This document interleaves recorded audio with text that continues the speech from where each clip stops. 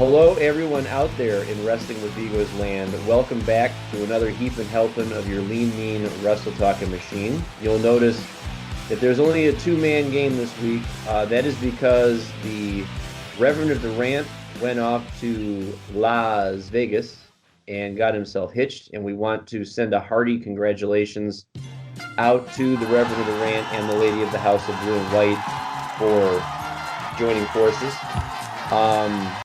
And I know he'd appreciate some heartfelt congratulations from all y'all out there as well on that wrestlingwithegos@gmail.com or on that Twitter. He can be reached at Rantmode on. And your boys that are with us can be reached at RJ Eman with two N's at the end.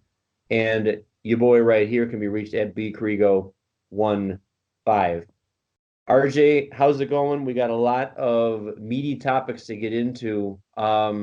What's been your biggest takeaway of the wrestling week so far? Maybe we'll start there. I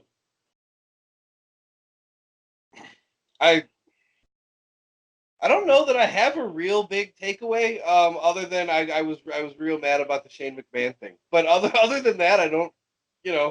It's just it was kind of a ho hum week a little bit. Yeah, Shane McMahon is we can always count on him for some ho hum. Yeah, no doubt. I read an article. I think it was on Sportskeeda. I think that yes, the 49-year-old son of the owner of WWE is still a frontline player in their programming, and we can't understand why. Yeah. Basically saying what we've been saying for weeks. We have no idea why he continues to be thrust into these storylines. I guess since we're talking about it, what did you say? I'm sorry. It was going to be him. As soon as I saw the news that Elias was injured, I freaking knew what they were going to do. Yeah, I mean, don't get me wrong. I'm happy that Chad Gable got a win. Yes. That's the one good thing I guess that's coming out of this, and I guess we'll start there. With the King of the Ring final being set now after plenty of fits and starts, which we've chronicled. It's going to be Chad Gable versus Baron Corbin next week on Raw for the title of King of the Ring. First of all, what is it? Do you want the over under 5% chance that Gable wins? I'll go over, actually. I think I'd probably go 70-30. I think there's a decent chance he wins. Really? Yeah. I mean, I'm going off of the premise that we've advanced in past weeks that a heel needs to win King of the Ring, but then maybe this is the launching pad for Chad Gable to finally realize, hey, we've got a talent here. Right. I do agree it should be a heel. Is in my personal preference. I agree that it absolutely should be a heel. Also, on the flip side a little bit, Vince is known for going the opposite way everybody thinks he's going to go, even if it kind of doesn't make any sense with what's going on. And he's just he's been known to do it every once in a while. Everybody thinks we're going to go this way, so let's go that way, which is the only reason why I give Gable a 30% chance. Vince on a whim could just be, even if it's supposed to be Corbin right now, by the time the match comes on Monday, it could be, pal, we got a swerves are good shit. Monday at 6 p.m. he could say, you know what, Gable's winning it. Let's go. Right, exactly. And it's in my mind, I think there's at least a 30% chance that happens. I would like to mention that I think you mentioned on next Monday on Raw the final happens. That kind of has me a little upset. I understand that the whole tournament has taken place on Raw and SmackDown, but that's because there hasn't been a pay-per-view in between there. I think that bumping the final off of the pay-per-view diminishes what it means a little. You're obviously not valuing it because it's not on the pay-per-view, and that kind of makes me a little upset. And we'll talk a little bit later on about, in my opinion anyway, what a sneaky good card Clash of Champions is shaping up to be.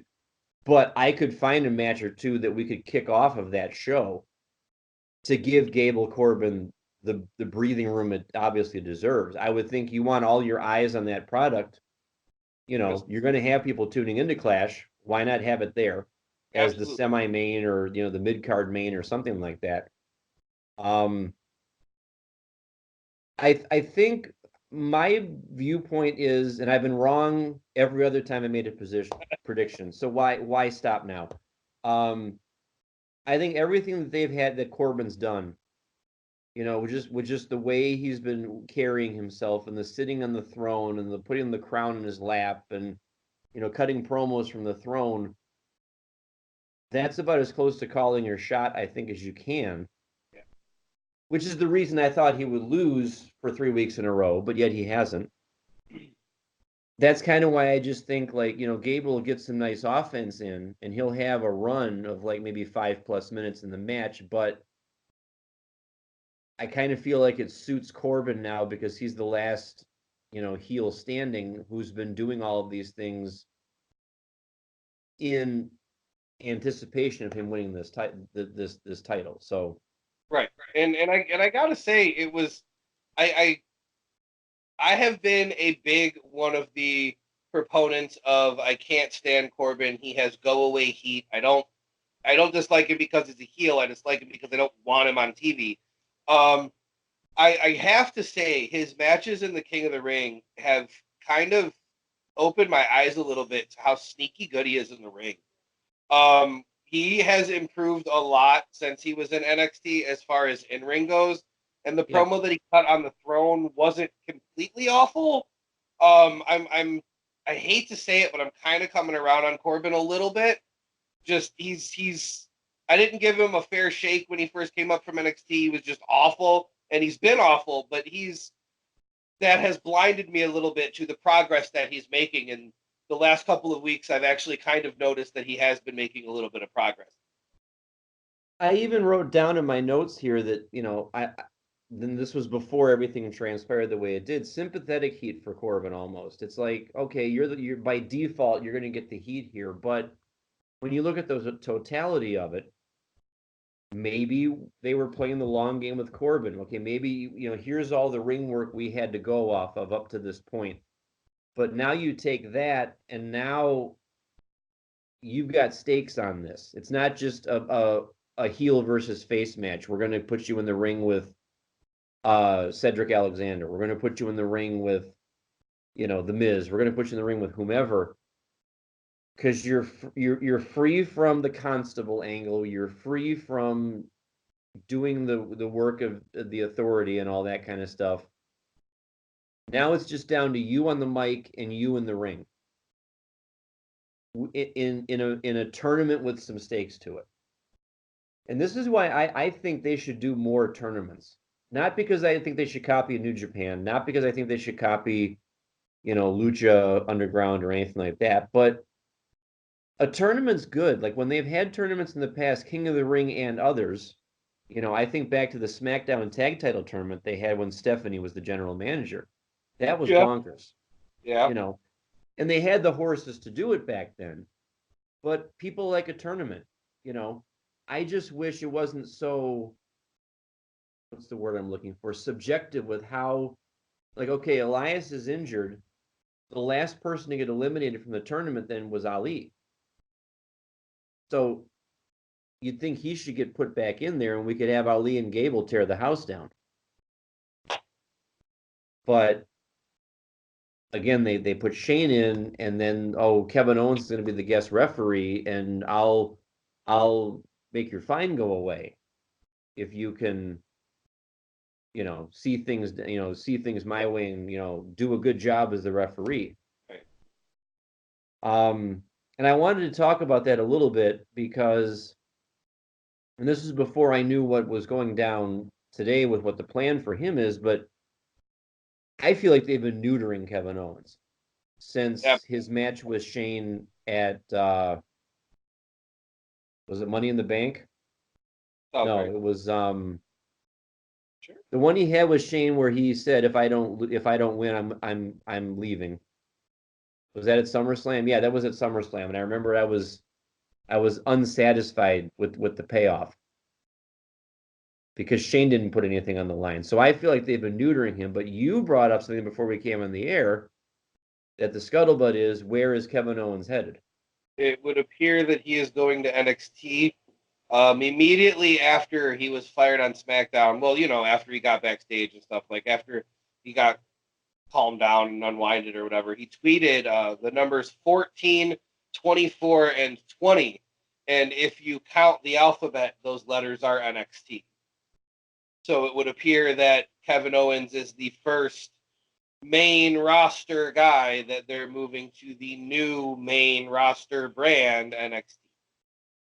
Because on a side note, I also saw Johnny Gargano's tweet about, no more getting called up. This, in my opinion, this is the main roster. I'm staying. Okay. And I thought that was awesome. I liked that tweet as soon as I saw it. So, it makes you wonder when NXT goes live in a couple of weeks, what that's going to look like. You may see more guys besides KO decide this is where the action is. The rumors are that they're moving multiple people there.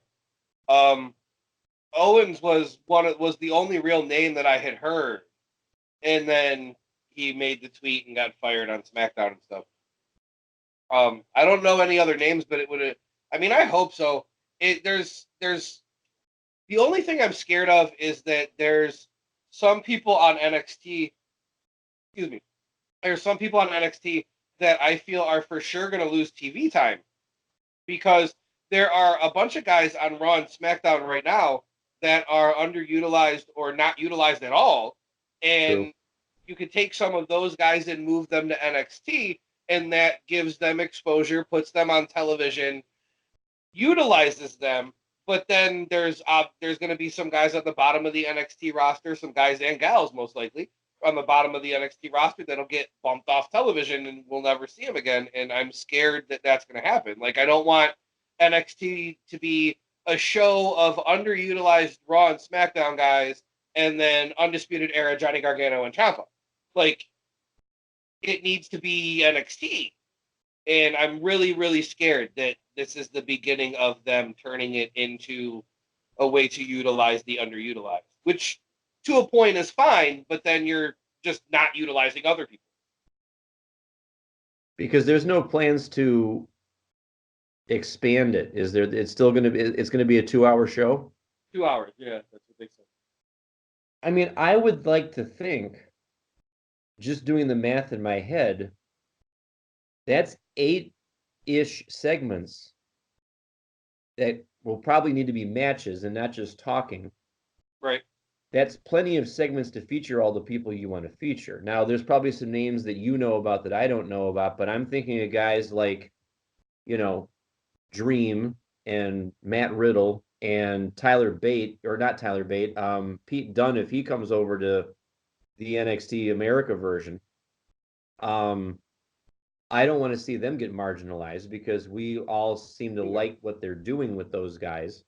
Absolutely. I'm sure there's some gals that I'm forgetting. I think Casey Catanzaro was leaving. Yeah, she left. Or because of injuries and whatnot. But I want to see somebody step to Shayna, and I don't know what that's going to look like. So lots of interesting things going on there.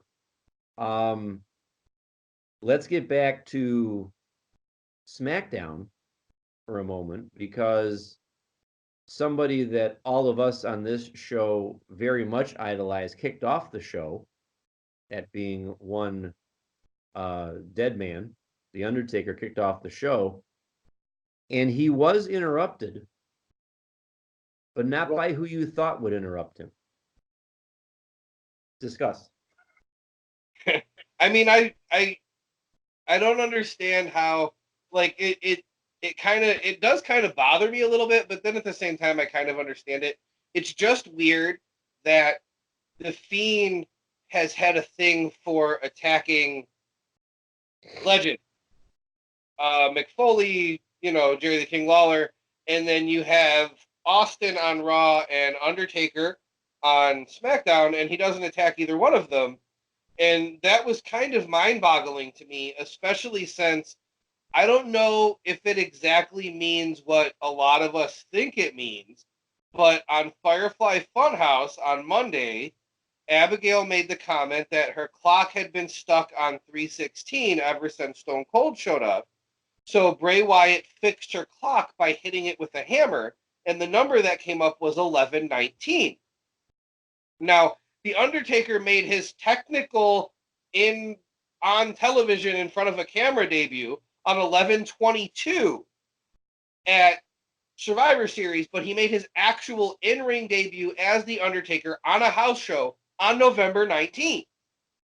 So I was positive that he was going to show up and attack The Undertaker the following night, and then he didn't. And I think that's a missed opportunity. Yeah. I know I was sitting there watching it Tuesday night after I came home.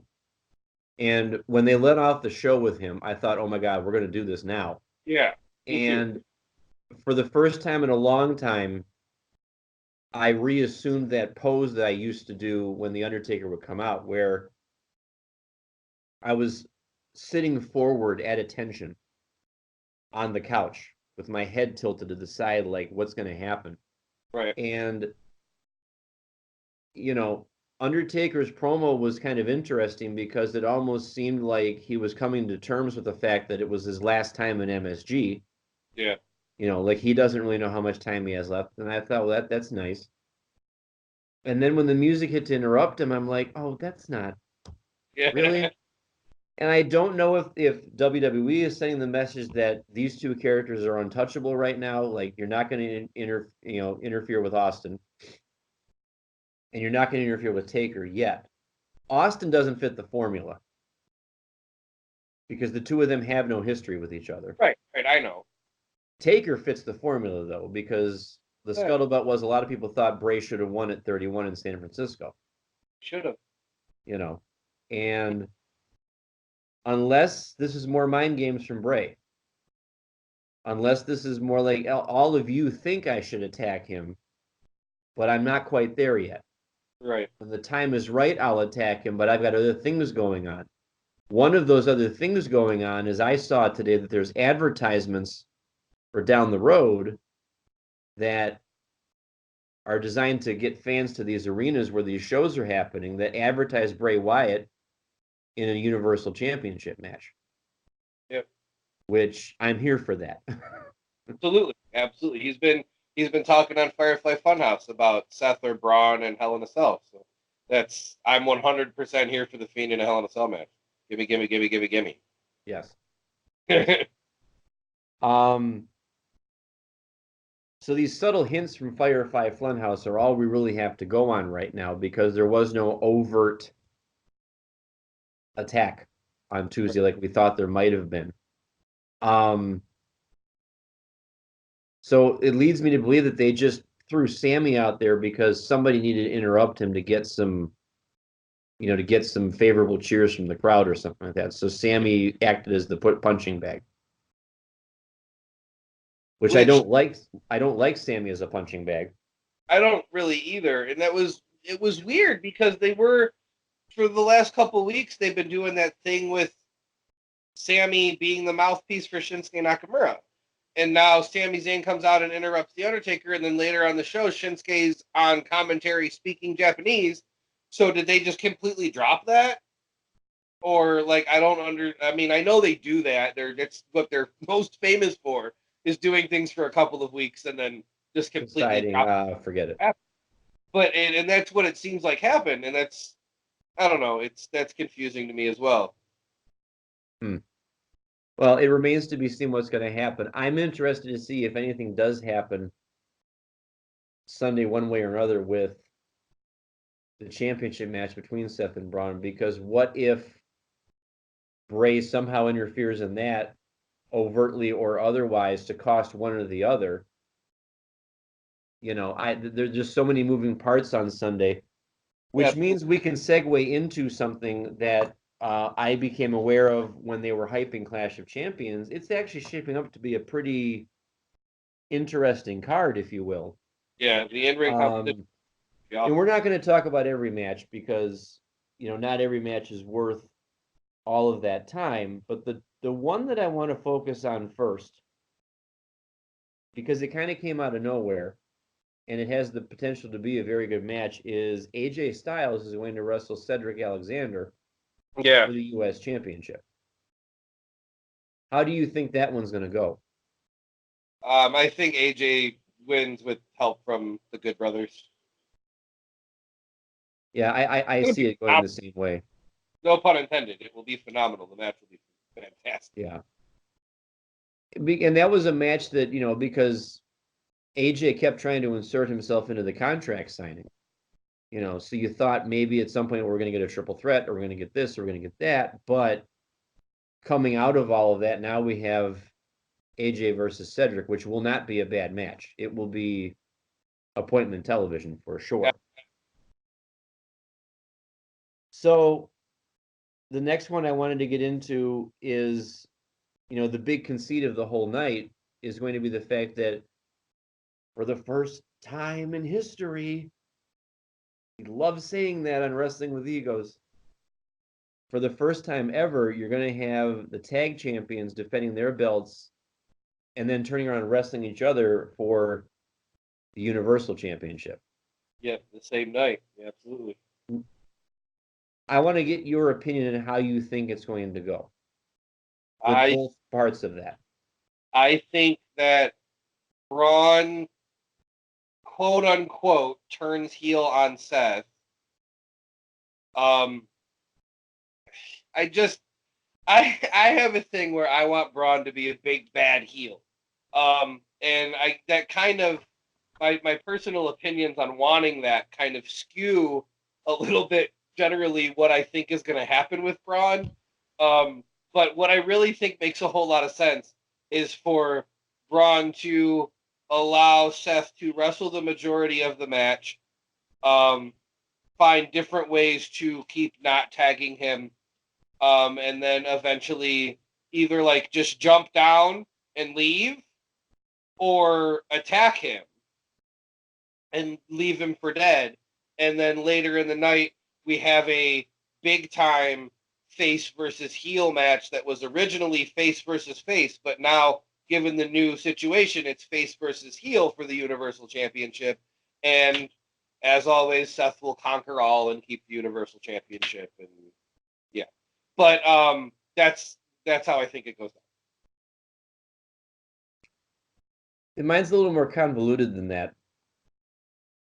And this comes from me personally not buying Rude and Ziggler as a tag team yet.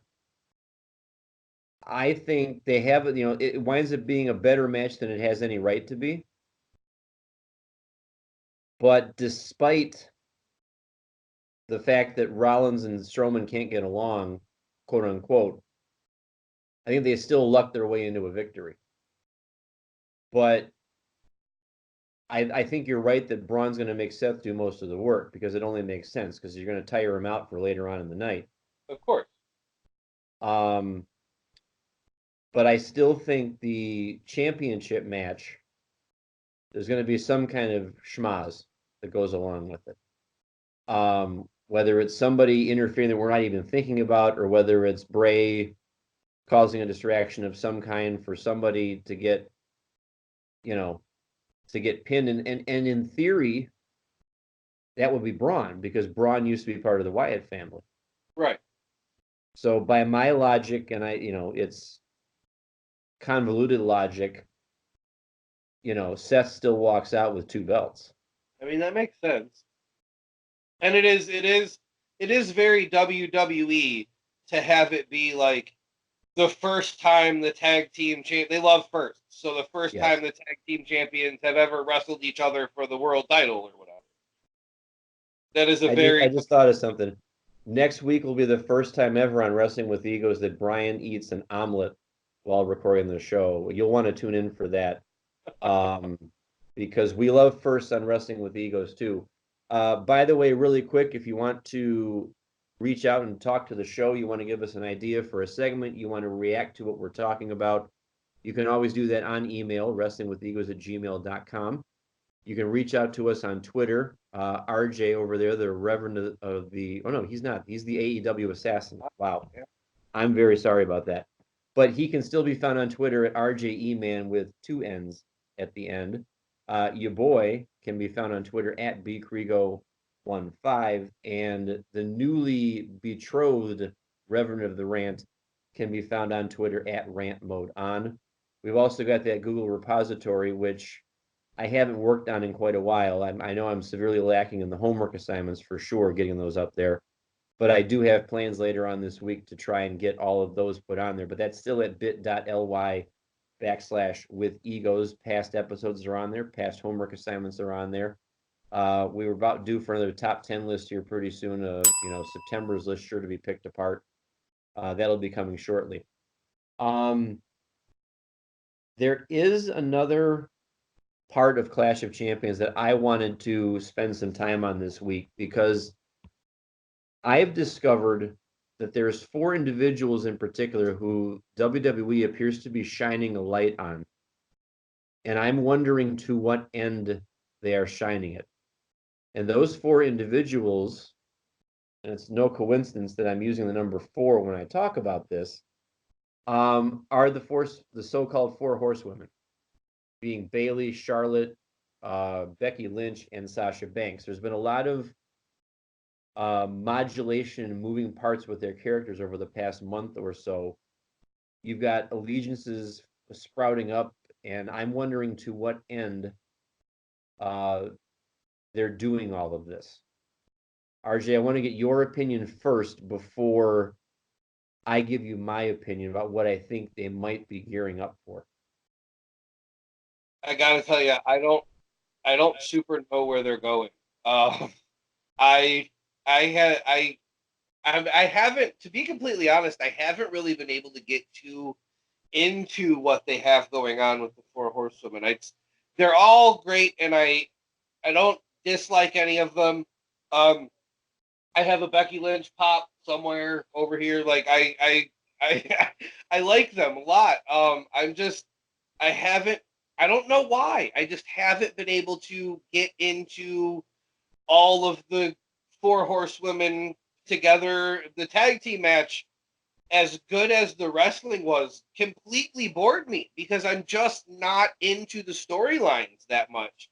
I don't think the Bayley heel turn is working. I know that it's early and the jury is still out on it, and there is a lot of time still to go with her, and it's really only a half heel turn, which is why I don't think it's really working, because she's not saying I'm with Sasha because I'm a bad guy.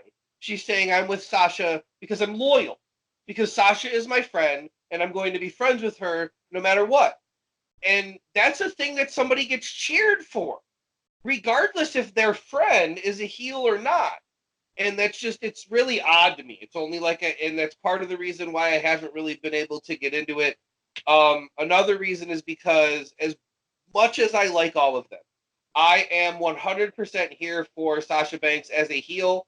The legit boss, Sasha Banks from NXT, is one of my favorite female characters of all time. I think she is fantastic at that. As big of a fan as I am of the man and Sasha and the whole thing, I don't dislike Charlotte like a lot of people do. I think that the light has been shown on them a lot in the past, and that there are other women on the roster who deserve to have light on them. And I just haven't really been able to get into this whole thing because it's Charlotte and Becky and Sasha and Bayley again. And they're all good. None of them are bad. They're all great. But, I mean, it's Bayley and Sasha and Charlotte and Becky again. I agree with a lot of what you said, but I'm going to deviate from you in some points. First of all, we'll talk about each one of them individually. I think Becky used to be white hot, and that has cooled a lot, and she suffered from the association with Seth, the storyline association with Seth. I cast no aspersions on them because they're engaged. I think that's wonderful. I wish them all the best. Yep. Their kids are going to be great athletes, obviously.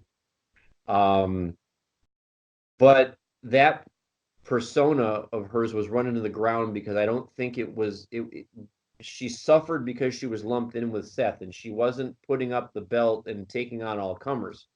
That's what I think should have happened. You should have done your thing with Lacey Evans, maybe 2 months worth of that, and then moved on to the next person. Okay, who's next? Nikki Cross, come on down. Now you can take your shot at the man. Um, Ember Moon, take your shot. I mean, I know I'm going across shows here, but I'm just trying to rattle off some other, Alexa Bliss, come on, take your shot, that kind of thing. And Charlotte's been kind of lost in the shuffle too a little bit because she took time off, and now she's back and she's trying. And I think a little bit with Charlotte is, hey, over here, don't forget about me. I'm a great wrestler, and that kind of thing. As far as Bailey goes, I don't dislike the heel turn right now because it's a heel turn, not that one that we're not used to. Because sometimes I know I'm guilty of this. I think of heel turns in terms of black and white. You know, when when Savage turned on Hogan, that was definitely a heel turn. I mean, plain as the nose on my face. Trying to think of another blatantly obvious one. When Triple H for a while was in that gray area, and then the night after WrestleMania when Rock got his rematch against Austin, and Triple H came out, I bought it hook, line, and sinker. I thought, oh my God, he's actually going to help The Rock. And then he puts the black gloves on and he gets the sledgehammer and he just turns around and bang right into The Rock. And I'm like, I'm such an idiot. That kind of thing. But Bailey is doing the slightest right now. And I think you're going to see it go in degrees where maybe she will just get darker and darker and darker. Because you're right. You said something a couple of weeks ago. Eventually, the wacky arm flailing inflatable tube men have to go away. Absolutely. Eventually, even the music is going to have to change. I agree. Because maybe just a darker, minor key version of the same thing. Or I just thought of something. Play it on a calliope. Because right now you got that really peppy, but if you played it on a calliope, it would sound more distorted and creepy. Yeah. And there ain't no stopping us now. And then you're like, whoa, hold on a second. But she's just started to take that moral high ground, like I mentioned last week. So I think that's the kind of thinking man storyline, if you will, that needs some time to germinate before it's readily apparent what she's doing. And you're right, Sasha is better as a heel. Less time on the mic, please. But yeah, sure. But I think there's two theories I have here about what they're doing with these ladies. And I kind of liken it to you're trying to solve a Rubik's Cube. Because there's a whole lot of moving parts with this Rubik's Cube with these 4 horsewomen. I feel like we're gearing up for one of two outcomes. I feel like I might do a fatal 4-way as a main event somewhere between the 4 of them. Because you've got them circling around each other and there's these allegiances. Becky and Charlotte are teaming right now, and whoever thought you'd see that and that sort of thing. So I wonder if that's what they're gearing up for at maybe Survivor Series or Royal Rumble, or maybe they play it all the way out till WrestleMania. Or maybe what they're going to do is have them all align eventually, that you have a horsewoman versus horsewoman match somewhere. Obviously, that makes sense for Survivor Series because it's to be an elimination, an 8-woman elimination match, where it's the 4 of them against Rousey, Baszler, Duke, and Shafir. But that theory is contingent upon Rousey coming back, and it makes me wonder if she will come back because I saw that she's been moved to the alumni page. Yeah, I saw it. Of WWE.com, and she had that accident when she was filming something where she almost lost her whole finger. Yeah, 911. Yeah, that was a big gash. Did you see it? I didn't actually see it. I read about it, but oh my gosh, it was crazy. So that part is a little bit out there in the ether, but I feel like a fatal four-way main event at a huge pay-per-view like a Royal Rumble or WrestleMania makes sense, given the path that we've been on with this women's evolution, and it's much deserved. But you're right. Let's get there, and then let's elevate some more people, because there's plenty of other deserving females out there that deserve a rub. Absolutely. Like Ember Moon, like Moon's top on my. Like Nikki Cross, like Alexa Bliss, and I love what Alexa and Nikki are doing with the tag titles, because you can actually tell it means something to them. Yeah. But I still think you got a lot of untapped material there with Nikki, especially. Of course, absolutely. And then we haven't even talked about Liv Morgan, Sarah Logan, Ruby Riott when she comes back from her shoulder issues, that kind of thing. There's plenty of depth there. Trying to see if there's any. And I actually saw something interesting today. This is the last thing we'll do with Clash of Champions. Just yesterday, What Culture posted how WWE should book. They brought that series back because Simon Miller. Big fan of him. Yeah, me too. Simon Miller actually tackled the Roman Reigns mystery attacker story. Like, look, obviously this has been screwed up. Yeah. Obviously, we're getting, Roman Reigns versus Eric Rowan, no disqualification. And, that's going to be the match of the night. You heard it here first. Just kidding. So the difference between what he did and what Blampier did back in the day was he took an old angle. Like, he would go back and, like, I just watched the one the other night where he redid Austin getting hit by the car. Yeah, I remember. That's one of my favorite ones. That you one were very well the done. person who actually showed me those several years ago.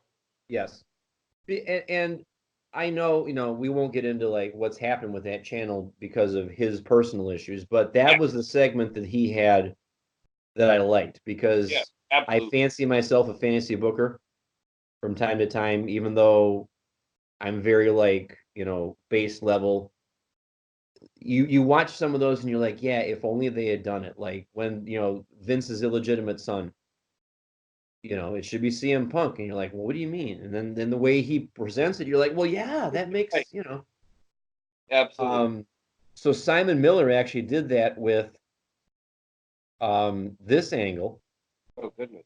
More immediate, and I'm not going to ruin it for the people out there, but I think you should go and watch it if you haven't already, because he folds a lot of people in here that need some run, and maybe they haven't been getting the run necessarily. One of them is an obvious one in Buddy Murphy, because they had that fantastic match last month, right, with Roman Reigns and Buddy Murphy. But he's kind of in there as the red herring, because every story like that needs a red herring. So I don't have much of much expectation for that match, because the fact that it's no DQ means you're probably going to get Daniel Bryan involved somehow. And then you're going to spin that out, but even though you have Rowan chokeslamming Bryan through the announce table, so it makes you wonder what his motivations are. Yep. So bottom line, check out Clash of Champions on Sunday. You're going to see some matches that are worthwhile, if for no other reason to see what happens with Seth and Braun.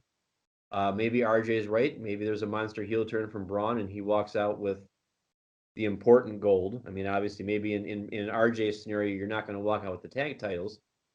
Or maybe I'm right for once and Seth, Braun walks out with everything because he's still the tag champions, but he finds a way to win. Or maybe none of us are wrong. Maybe Ricky the Dragon Steamboat comes back and wins the Universal Championship somehow, because he never got his rematch from 23 years ago. I don't know. Maybe that'll happen. Gotta be Shane. Yeah. So we're going to move into talking about the part that I think RJ has been salivating to talk about. Just when you thought those folks across the Pacific Ocean in New Japan were maybe they're going to take a break and rest on their lows a little bit. Oh no. We got some action coming up over there. New Japan Destruction is going to be happening in a couple of weeks. Well, a couple of days. Couple of days. I forgot it was a multi-day thing. It's a couple of days, and they're technically having shows right now. Yeah. They had the Road to Destruction shows on September 4th, 5th, and 6th. Those were not live with English commentary, but they have since been English commentary has been dubbed onto them, and they are on New Japan World. If anybody is interested in watching those, they also have what I call house, what we in America call house shows. I think it's today, tomorrow, and Saturday, or it's yesterday, tomorrow, and Saturday. They have 3 shows that are essentially the same card 3 times in 3 different places. And those will never be on New Japan World. They're not filmed. They're not commentated on. They're essentially house shows. But on Sunday, we have Destruction in Beppu. On Monday, we have Destruction in Kagoshima. And on the 20th, we have Destruction in Kobe. There are title matches on each one of these cards. That's generally how they do it. Instead of throwing all the title matches on one, like we traditionally see here for WWE pay-per-views, they will do 3 events on 3 different days in 3 different cities, and put some of the title matches on the first show with some preview tag matches of the other title matches to come, and then do that for the second show and the third show as well. It's usually a lot of fun. I love the 3-day Destruction thing, and there are a couple of those house shows between Destruction in Kagoshima and Destruction in Kobe. So we'll see what happens with that. What are the matches of note that we should be interested in because of the stakes attached to them for this Destruction event? On Sunday at Destruction in Beppu, the 2 big ones are the Gorillas of Destiny, Tamatonga and Tongaloa of Bullet Club, are defending the IWGP tag titles against Yoshihashi and Tomohiro Ishii. I can't stand Yoshihashi. You've mentioned that before. Yeah, I don't know. He's outshined, and he's always, in every match he's in, he's the least important person in that match all the time. Like, he's a good hand, as Cody called Shawn Spears. But he's not a whole lot more than that. I can't stand when Yoshihashi's in title matches, and I really, really hope they don't. Is he the one, were you telling me that he's the one that also oversells? Or was that somebody else? Like, it was a little, I probably said that. Okay. I seem to recall you when you were giving me my education about New Japan. His name came up, and you're like, yeah, I mean, yeah, you can watch a match of his if you want, but yeah, you know.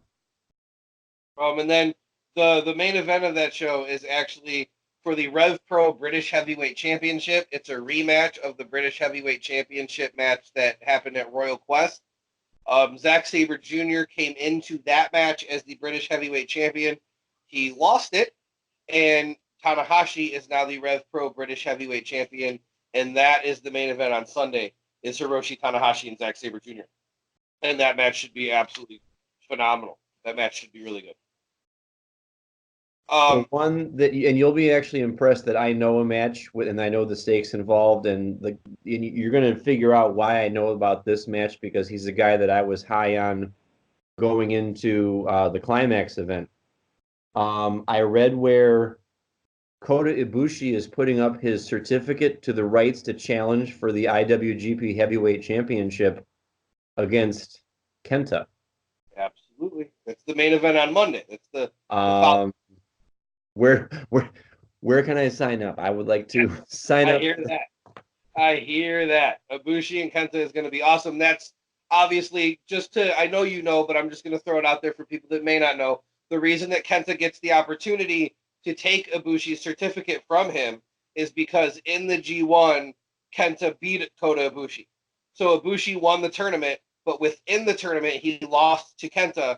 So Kenta gets the opportunity to essentially take the tournament win from Kota Ibushi. Now, full disclosure, I'm not that naive to think that Kenta is going to win. I totally, I mean, is it going to be a barn burner? Yes. Is it going to be a match of the year candidate? Probably. Absolutely. Is Kenta going to win? Negatory. Yeah, I don't.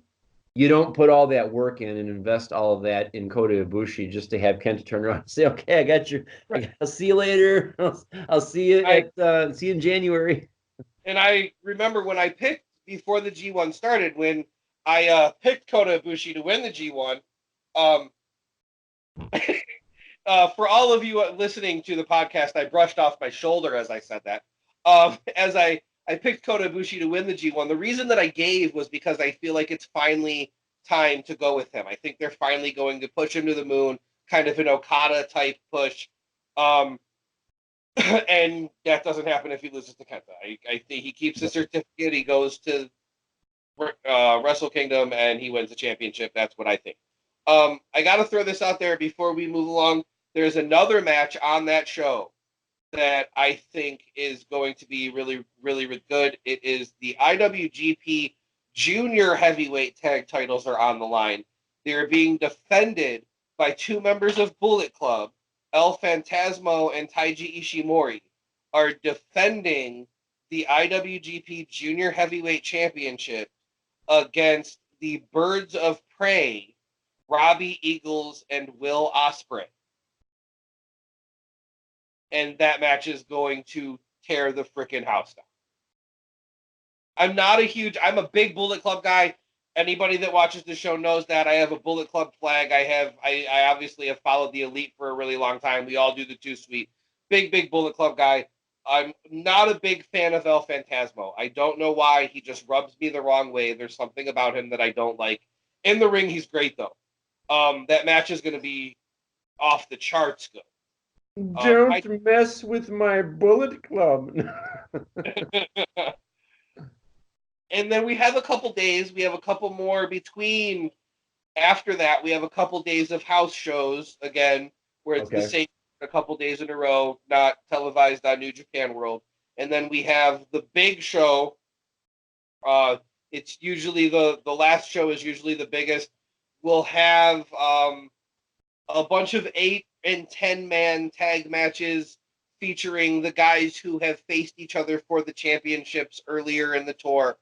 The main event of Destruction in Kobe on the 22nd is the main event of the whole tour. It is Jay White receiving his Intercontinental Championship match against Tetsuya Naito because he beat Tetsuya Naito in the G1. So he gets a shot at the Intercontinental Championship. The story that they are building off of this is that Naito kept saying going into the G1 that he had to win the G1 and he wanted to win the G1 because he wants to be the first ever double champion in New Japan. He wants to win the IWGP Heavyweight Championship while holding the IWGP Intercontinental Championship.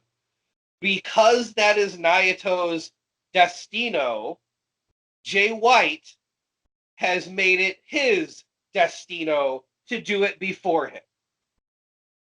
So Jay White has an Intercontinental Championship match against Tetsuya Naito on the 22nd. I think Jay White takes the Intercontinental Championship from him. On the 6th, at one of the Road to Destruction shows, he actually stole it from him and walking around with it for a couple days, pretending to be the Intercontinental Champion. Naito has since got the belt back. But, yeah, that's the main event of the whole tour is Naito and Jay White. For our friends at home, those are called lofty aspirations to be a double champion in New Japan. Yep. Kota Ibushi has also made mention in interviews and promos since the G1 that he would also like to do that. So I would imagine that whatever happens with Ibushi most likely keeping the contract, and then whoever wins the Naito Jay White match for the Intercontinental Championship, I would imagine that they will have something going forward with Kota Ibushi at, what's the next show? King of Pro Wrestling is probably the next show in October. And then I think Power Struggle is the one after that. I would imagine that they will have something going forward, whoever wins that match with Ibushi. Okada is not defending the IWGP Heavyweight Championship on this tour. He is on the tour. He's wrestling in tag matches.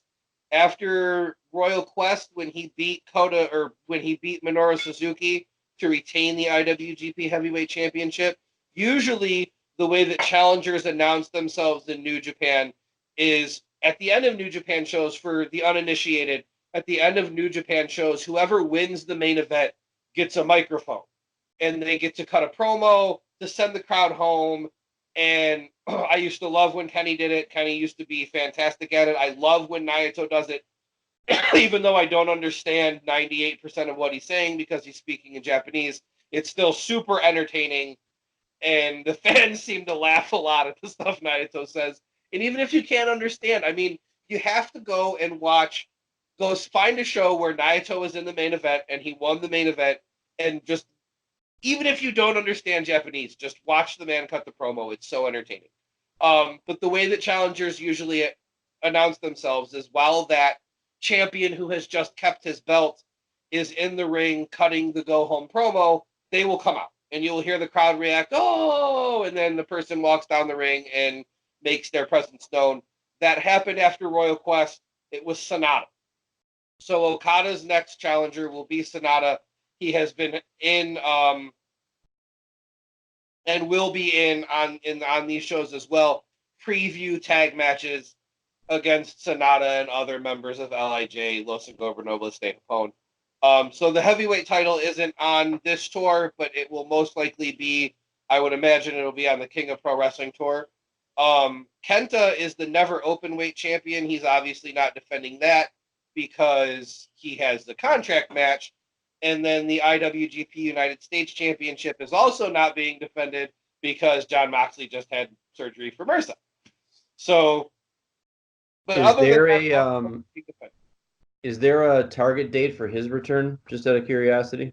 The only thing that anybody has said is that he'll be back for AEW television. Okay. I guess I should take this opportunity then to mention, since you so neatly laid all of that out for us, that I'm going to make an announcement right now that I also would like to be a double champion. I just don't know how I'm going to make that happen yet, because there's the little matter of I would need a passport to actually go over to Japan to even act on this desire to be a double champion. I see that you're already a double champion. I get that. I know that. Yes, and we're going to pan the camera to the left so that we can see what a double champion actually looks like. That's great. That's wonderful. That's nice.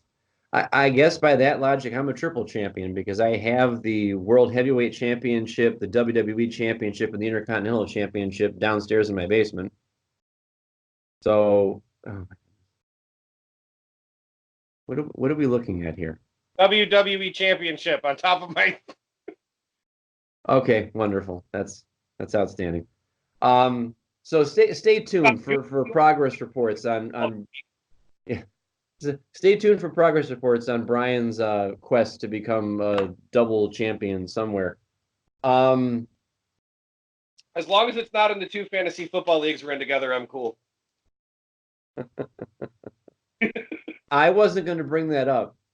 God, you destroyed me, man. I wasn't going to bring it up how I was down 25-8 going into the Monday night games, and then I just kind of turned on the afterburners with all those Texans and Saints, and I'm really happy about Josh Jacobs. I will say that I think I found a winner there with Josh Jacobs. The wife just shook her fist at you. Hey, I had designs on him, and I bet you probably figured out that I had designs on him. Given my dearth of serviceable running backs right now. Told her she wasn't getting. She didn't listen. Yeah. A little bit of housekeeping before we wrap it up for this week. We're gonna postpone homework reaction and a new homework assignment until the proper villain returns with us next week. As a quick reminder, he had assigned. Well, let's do full disclosure here. 2 weeks ago, that idiot assigned us a dumpster fire of a match. And you can tell by Arj's reaction how, pleased as punch he was not about having to watch that match. And then you remember from last week, I had the 19 pages of screenshots of the real-time reaction to The King of the Road match, man. The King of the Road match was not awesome. Your printouts of your text messages was fantastic. Yeah, it was much more entertaining than the King of the Road match. Well, thank you. I try. But I have to admit that the man did redeem himself this past week before he left for his sojourn to Vegas with what he considers his favorite match of all time. That whenever he wants to just put on a good quality match, he cues this one up, and that would be the Intercontinental Championship match between Bret the Hitman Hart and Mr. Perfect at SummerSlam 91, I think. 91. Yeah. 91. The show ends with Macho Man and Elizabeth's wedding. That's right. That's right. So we will save our reactions to that for next week when the Reverend of the Rant is back with us. Another quick reminder about how you can watch the show. We are on YouTube, so please search Wrestling with Egos and then hit that bell to subscribe. That way you get notifications about new content. You can also find our past episodes there. Share us with your friends. Let them know about the good word of Wrestling with Egos and what we're doing over here. I actually got to see I went out to see my folks this weekend. I took the Lovebird with me to see my folks, and she asked if I had mentioned the podcast to them yet, and I really hadn't because my dad. It's been ages since he's been into wrestling at all. My brother still is. He watches it when he's able to.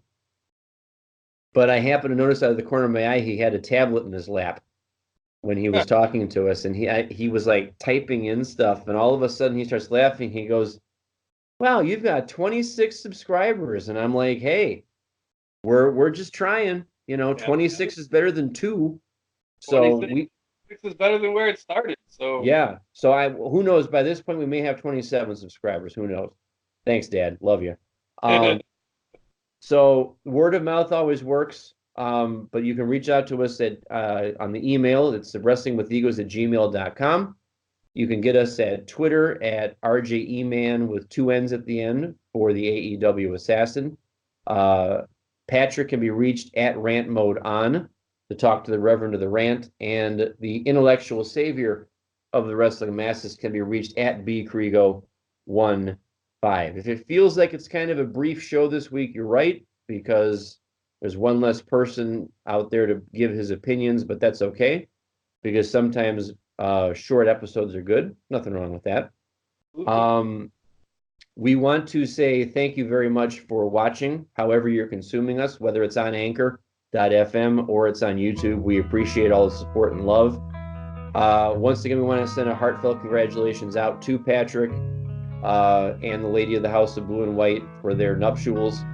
We wish you many years of happiness and shenanigans, because we know there will be shenanigans because it's Patrick. There's got to be shenanigans. Absolutely. So until next time, for RJ, for Patrick, and all of our Wrestling with Egos family, we want to thank you for watching. And until next time, that's our story, and we're sticking to it.